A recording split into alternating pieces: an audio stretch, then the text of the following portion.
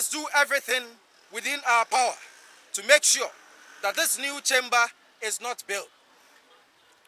We will not sit down and allow $200 million to be spent on a completely needless project, like while money is needed to do several important things.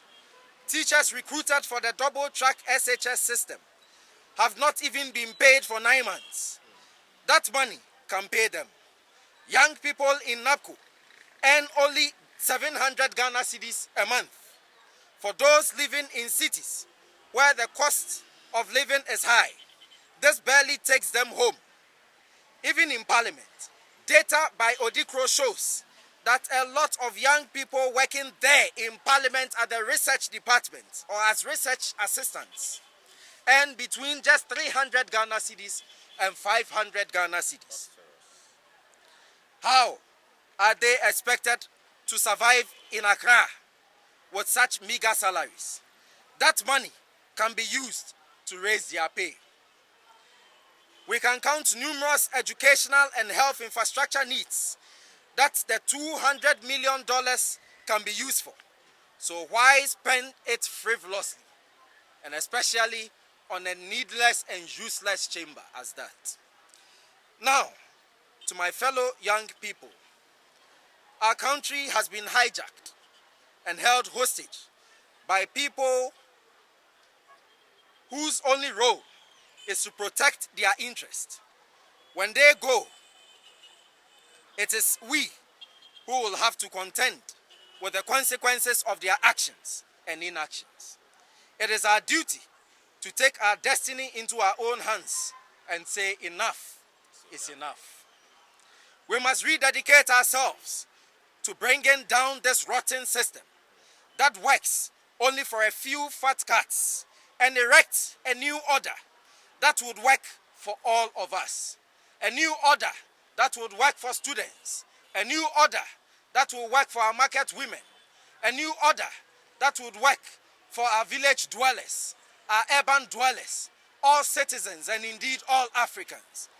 We have to analyze our problems from their roots. We need to take our country back from the claws of the vampires and set the agenda for a new future of prosperity and success. When we have our country back, we will own and control our natural resources. When we have our country back, currently as we speak, gold does not belong to us. The oil does not belong to us. The cocoa are owned and controlled by foreigners. They take all the money away whilst we remain poor. The state of Obuasi roads is a small, sordid reminder of the reality that we are in. When we have our country back, the money from these resources will remain here in Ghana to develop our country.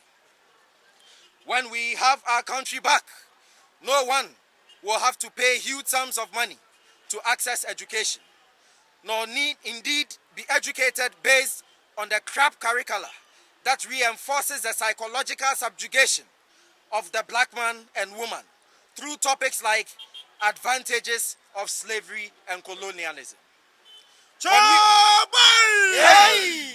When we have our country back, Ghana will once again be the leading light for the unification of Africa and Africans all over the world, to guarantee for all time the awaiting prosperity of black people. When we have our country back, we shall be able to finally determine and ensure the collective wealth of our country, and that it should be used for the necessities of all and not the luxuries of a few. Senseless things like 4-year ex gratia will all forever be done away with.